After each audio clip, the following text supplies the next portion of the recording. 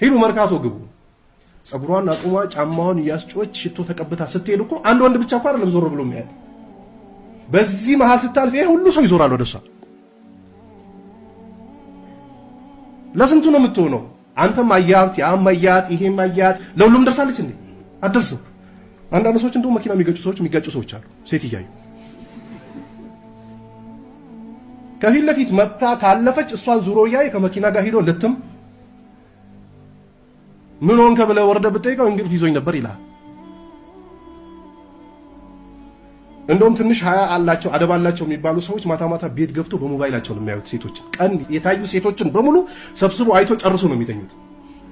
እንትና ቻናል ላይ ምን ተላለፈ፣ እንትና ቻናል ላይ ምን ሆነ፣ እንትና ቻናል ላይ ምን ሆነ የሆኑትን ሴቶች በሙሉ አይቶ እንቅልፍ ወስደ ካልሆነ አይወስደውም እንቅልፍ።